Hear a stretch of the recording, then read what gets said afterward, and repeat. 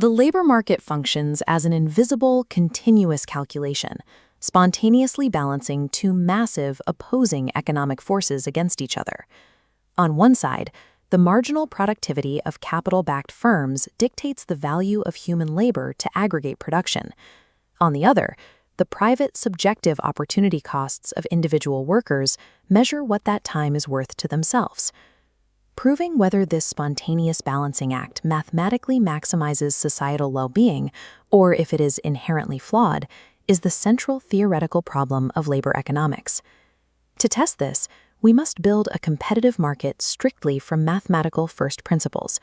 We will then perturb that perfectly balanced system with fiscal policy, specifically examining how taxation reveals the sharp difference between statutory law and economic reality. Finally, we will validate this entire mathematical framework using the exogenous labor supply shocks generated by World War II. Grasping this progression is the only reliable way to separate political rhetoric from the mathematical reality of how labor actually functions. We start with a baseline production function, F of L. To maximize profit, a firm calculates the first derivative of this function, giving us the marginal productivity of labor.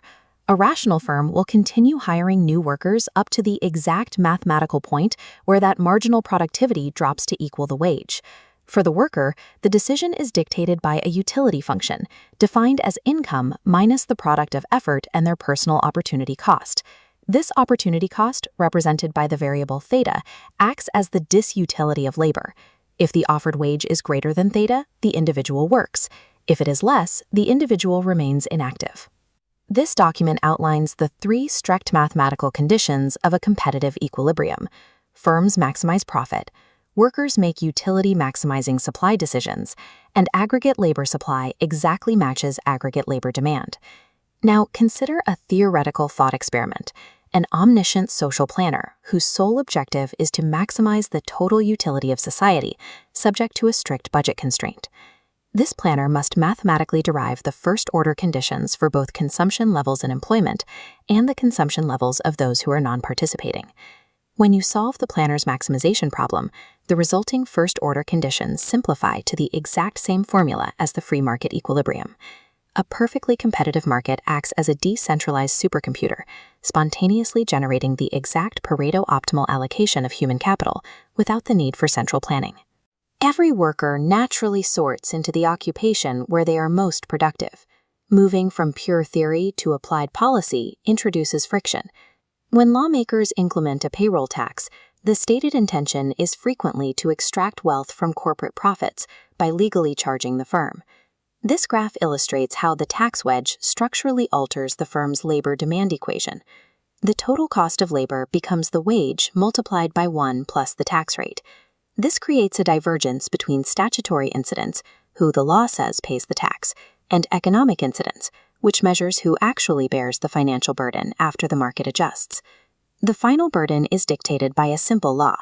The side of the market with the lowest elasticity absorbs the highest percentage of the tax.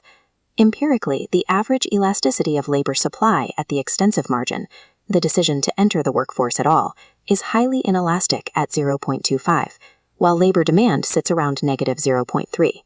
Because workers cannot easily leave the labor market, their supply is rigid. Consequently, an increase in payroll taxes charged to the firm is almost entirely passed through to the workers in the form of lower net wages. There is, however, a critical caveat. When a binding minimum wage is present, the net wage cannot legally adjust downward to absorb the tax. With wages artificially locked, the inelasticity of supply becomes irrelevant. The entire tax burden is forced onto the demand side. For low-skilled workers, a 1% rise in the cost of labor yields a direct 1% drop in employment. Writing a tax into law does not dictate who pays it. The invisible, underlying elasticities of the market dictate the final economic reality. Theoretical models and elasticity parameters represent an epistemological problem. They are merely academic equations unless we can prove they govern behavior in the real-world economy. To observe the true slopes of these curves, economists cannot rely on stable markets. They must exploit massive, exogenous historical discontinuities that completely shatter normal market patterns. The ultimate exogenous shock occurred during World War II military mobilization, which forcefully and arbitrarily removed millions of working-age men from the domestic labor market. This triggered an immediate countershock, a rapid, massive influx of female labor to backfill industrial production across the United States. In 2004, economists Acemoglu, Otter, and Lyle isolated a specific anomaly during this period. As female employment skyrocketed, female weekly wages dropped.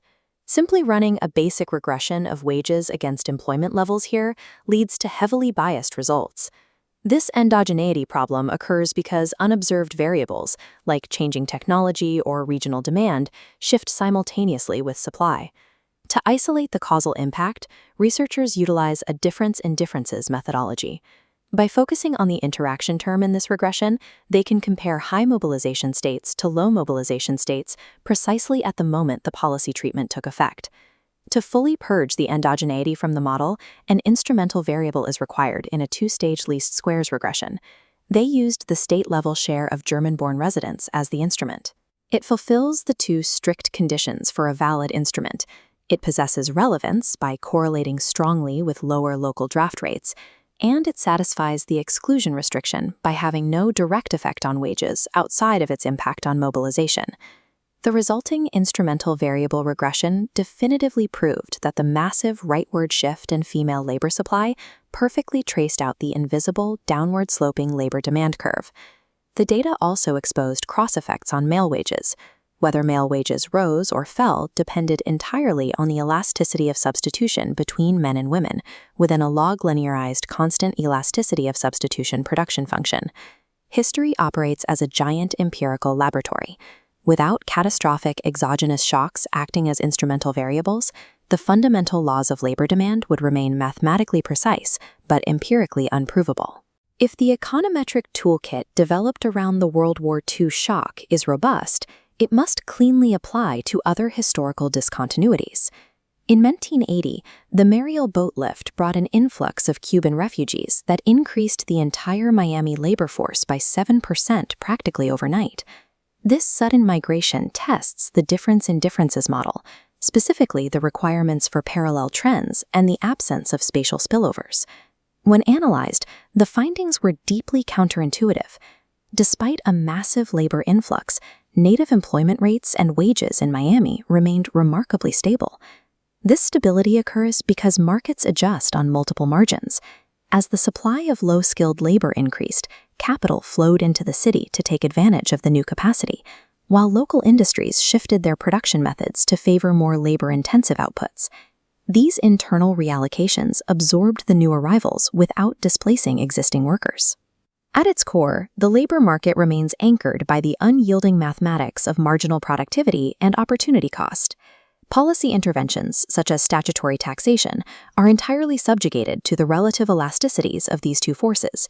Yet these theoretical models achieve their true value only when we quantify them, extracting causality from the chaos of history through advanced econometrics. True economic literacy requires the ability to fuse the pristine mathematical elegance of equilibrium models with the rigorous analysis of quasi-experimental data.